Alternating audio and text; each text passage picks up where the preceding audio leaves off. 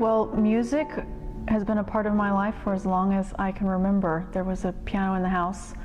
When I was born, my grandfather, Martin Sauser, was concertmaster of the Atlanta Symphony, and my mom had studied violin.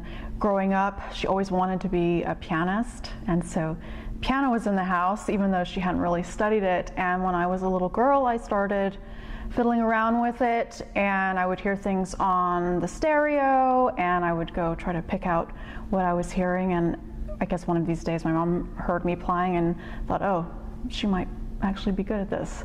And so with my grandfather's encouragement, they started looking, my mom and dad, for a teacher for me. This was probably around the age of 3, I think, and no one would take me.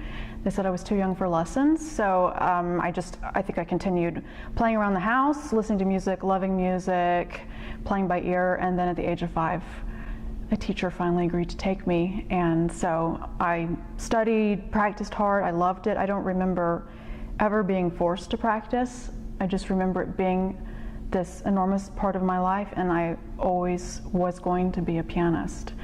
And I had 3 teachers in Atlanta growing up. Probably the most influential was my last teacher, Anna Arshevskia, who's still here in town. And when I finished my studies with her, I went to conservatory, Peabody and Juilliard, and then lived in New York for many years before returning here to Georgia, and I live currently in Macon, where I teach at Mercer University. Yeah, and then I grew up going to symphony concerts here in Atlanta. Right. I mean, I started going when I must have been 6 years old. I have so many fond memories. I remember I would sit with either my mom or my dad. We were on the left side, row D, seats 13 and 14. And I mean, every time there was a pianist, for sure, I was there. And when my grandfather was in the orchestra, he would take me backstage to meet the guest pianists. So I mean, I got to hear all the greats passing through as a child. And in my studio in Macon, I have framed all around the room all the autographs from all those years of going to symphony concerts. Keeps me inspired, and pictures that my grandfather, Glenn Gould, when he passed through, would sign a picture for my grandfather, and so I have a collection of those. So I've got some great people watching as I'm playing and teaching there. I went for 2 years to Juilliard, and then I just fell in love with the city.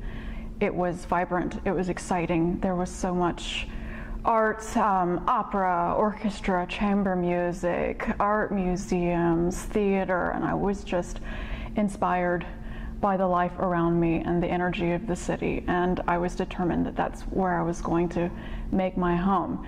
Then the reality of being a musician and making a living set in, and so opportunities took me a different direction, and I ended up leaving, but it was an amazing 10 years of my life. I wouldn't trade it. I was doing a lot of accompanying. I worked with some students at the different conservatories in the city. I taught a little bit, but most of my concert activity was outside of New York, and so I was spending more and more time away. Even though I was resisting leaving, it was becoming more and more obvious that I was going to have greater success elsewhere, even though now I go back to New York on a regular basis, and it's great to be there. I perform more there now than I did when I lived there. I went to great places this summer. It was one of these just perfect periods. I started in the United States, spent a lot of time in Florida, I was in Texas, I was in New York, chamber music concerts, and then I went to Europe, a little vacation in Greece with some of my musician friends, and then traveled to Rome, Italy, where I play the Rome Chamber Music Festival every summer. It's about a week, and it's a combination of artist concerts, and then there's an educational component. Robert McDuffie started the festival, and he founded the school where I teach at Mercer, and so we take some of our Mercer students, and we coach them and then play with them on the concerts. So it's a great festival in a really incredible city.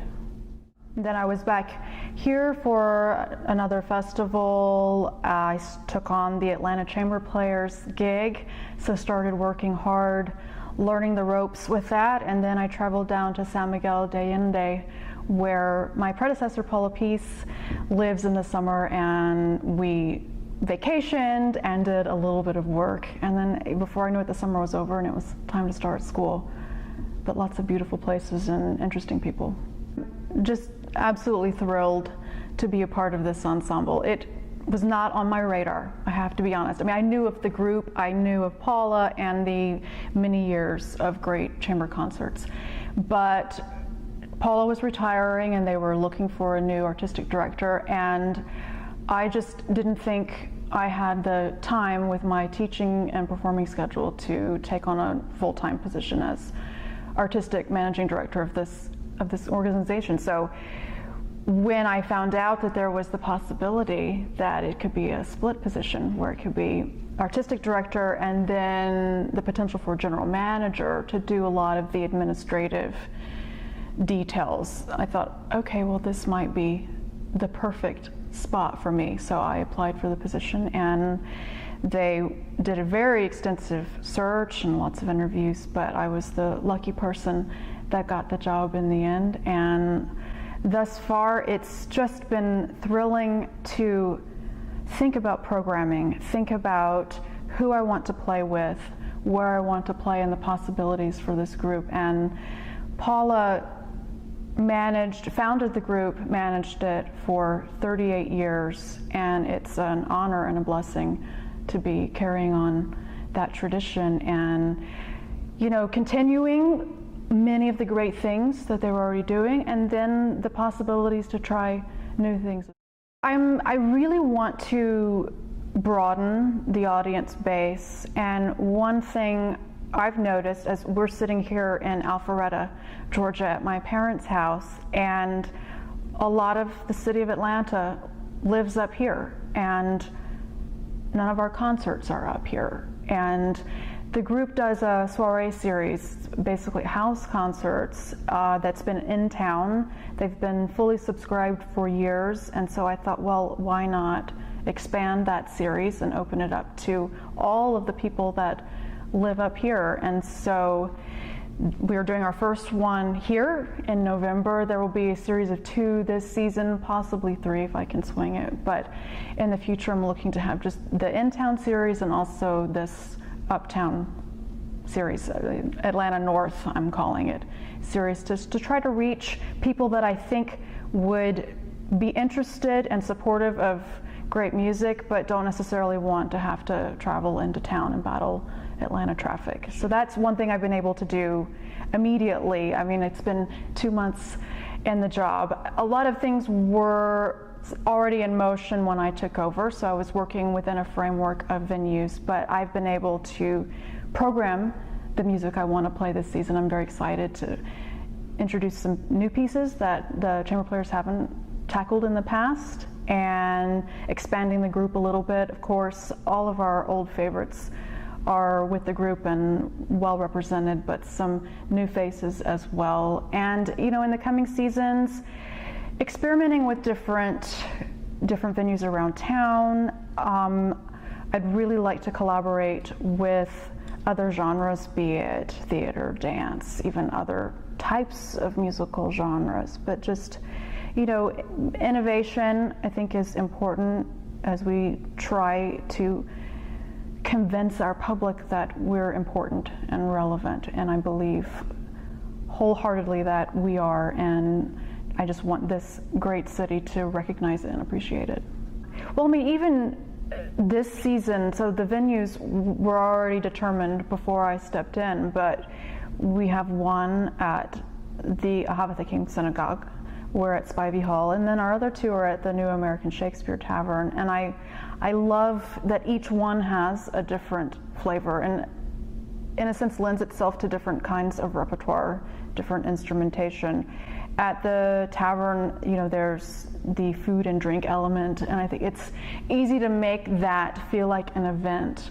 And I guess that's sort of what I see in the future, not necessarily always, you know, with food, but just that each concert isn't just let's go sit in a chair and listen to music, but it's an experience. And depending on where that concert takes place, you can experiment with different things, and whether it is projecting something on a screen that is going along with the music you're playing, or if there is someone dancing because that makes sense, or you're in an art gallery and so there's a connection between the music and the artwork or the special exhibit. But I think trying to think outside of the box a little bit, and and people are. I mean, this is not a new thing I'm suggesting. At my school in Macon just the other day, a pianist friend was giving a performance, and it was a Debussy piece based on some sort of theatrical piece, and there are all these stage markings in the score. And so my friend made a slideshow with some of the stage directions. He put images that reflected what those instructions were. We put the piano to the side of the stage. We had the screen down. I was in the sound booth trying to manage the slideshow, and the audience just loved it. Now, the quality of the music was fantastic, and I think, number one for me, I want artistic excellence, and so I don't ever want the performance to suffer because you're trying to do something cool, and I think that is paramount. The performance has to be priority. But I think adding these other elements creates a layer of interest for your audience and engages them in a new way. And if you can engage people beyond just listening, but there's something visual, it's a more visceral experience, and exciting for the performers as well as the people sitting out in the audience.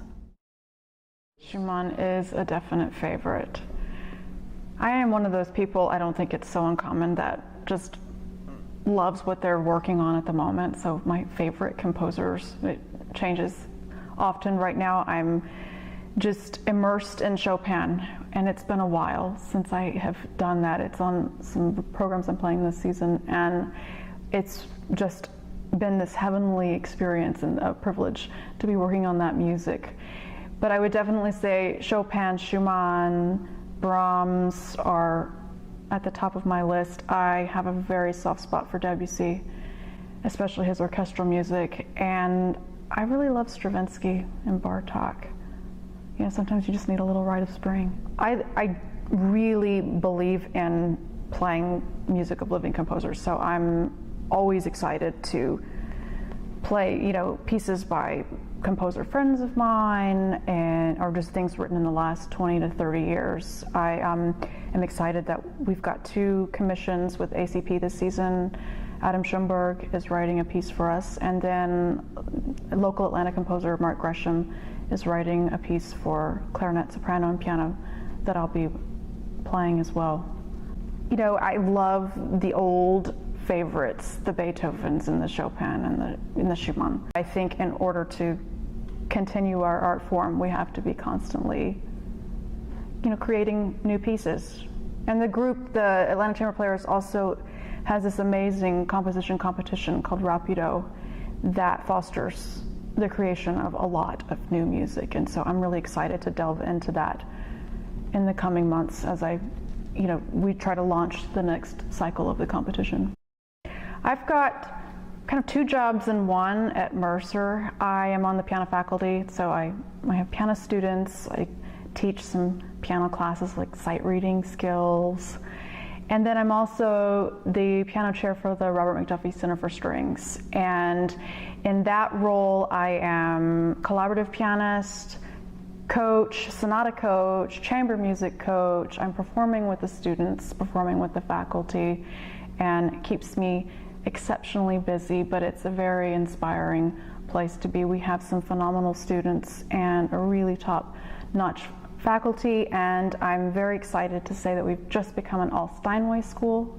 So we've got a building full of new and incredible instruments. So it's a really great place to be as a teacher, and I think the students are getting a really great experience, which, when I was growing up in Georgia, I thought, I have to leave the Southeast to go to college. I didn't ever consider not leaving, and I'm really excited that there are options for students to stay close to home if they want to. I think I'm going into my 6th year in this full-time capacity. I was commuting a bit from New York before. When I first started there were 2 string students, and now we're up to, I believe the number this year is 23, with a cap of 26. And it's a visiting faculty. There are a couple of us on the ground here, but everyone else flies in from, being concertmaster of an orchestra or, teacher up at Northwestern. We have the violist from the Emerson String Quartet. So this revolving door of these great artists, and our students get to work with all of them. And we just moved into an old mansion up the street from the university's main campus called the Bell House. And so we've got this amazing facility where they can give concerts and practice, teach, and so it's an exciting time there. I hope that the Atlanta Chamber Players is bigger and better than ever. I think teaching will always be a part of my life, and I want to be out there on stage playing. And so I think I see the chamber aspect of my career growing the most quickly, so I expect that will still be an enormous part of what I'm doing. And I'm excited to be in a leadership role. This is a first for me of leading an organization, and I think the timing for me is just right. At the age that I'm at and experience I've had up to this point, I'm ready to make some decisions. It's fine to be told what to do, and this is what you're going to play, this is who you're going to play with, and it's great. But it's nice now that I get to think, oh, I'd really like to do this. Oh wait, well I can, because I'm the one that gets to make that decision. And so I can see, just having the opportunity to come up with ideas and having the freedom to really pursue them and having an outlet for that, which is a new experience for me. I would love to be the next Marta Argerich. I don't know that that's the career path that I'm on, and I think, I already feel enormously blessed to have the career that I do have. I'm a classical pianist, and I pay all my bills as a pianist, and I think that's quite an accomplishment in this world. And I'm extremely busy and have probably too much on my plate, and I think that's a fantastic problem to have. I'd love to be soloing with major orchestras all over the world. When I was a little girl, that was my dream. The logistics of that kind of career, though, you were on the road constantly, and I love traveling. I really love traveling, but I also like my home base. And so I think that kind of lifestyle would not always be easy for me if I had a traveling schedule. There are a lot of great pianists. I've a lot of times gone back to old recordings of pianists that are no longer living. I've had a soft spot for Cortot for a long time. He's an incredible Chopin player, and even though the recording quality isn't great, you can still just tell from the sound it's just like butter, and it's incredible. I love Rubinstein as well. Always loved Richter and Rachmaninoff. So those are kind of the dead guys. Of the living pianists, I love Christian Zimmermann. He played a Chopin sonata that really blew me away, and I've heard performances of Evgeny Kissin that were just stunning, absolutely stunning. I greatly admire my teacher from Peabody, Anne Shine, for not only being a beautiful pianist and incredible teacher, but a wonderful human being, a mother, and just setting an example of how to juggle career and family and maintaining this incredible level of artistry.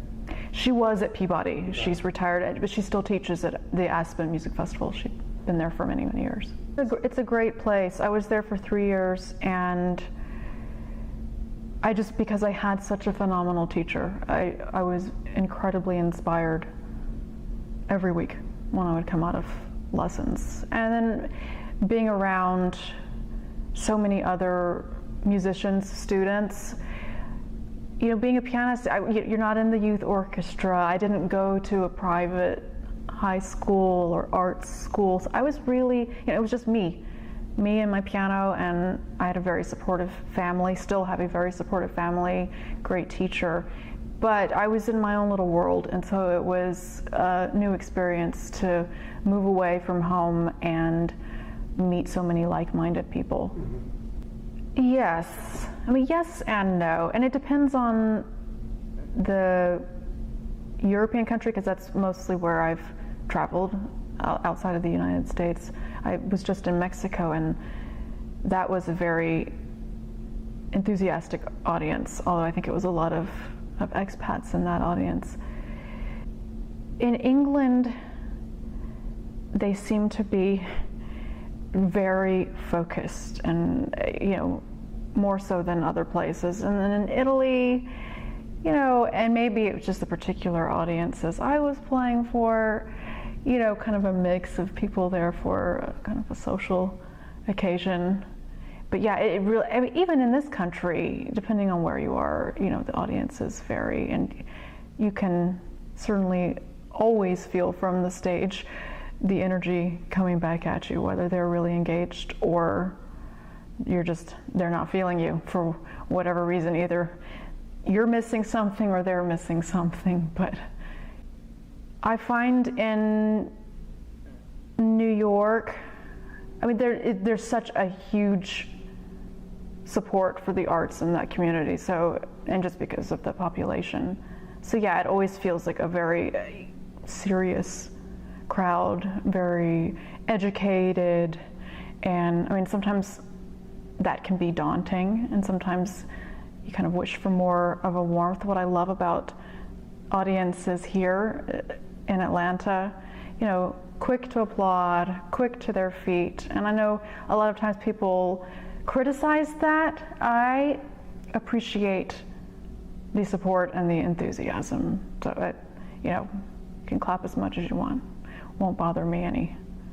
I mean, sometimes you want that standing ovation when you're, especially I feel when I'm in the audience and I know something, I just heard something profound, and it feels like, look, there's not a way to show that I felt that any different than what we normally give the performer, you know. So yeah, in that sense, maybe sometimes it's disappointing. I mean, I'd rather people be standing than not paying attention. But I think even here, I mean, you can sense great enthusiasm when the audience knows they've heard something great. I mean, there's like we say, obligatory standing O, but you know, just kind of a tepid kind of applause. And then there's the cheering and the shouting and the, like, you know, so many curtain calls. And you know, I still think as a performer, you can sense whether your audience was really engaged in the performance you just gave.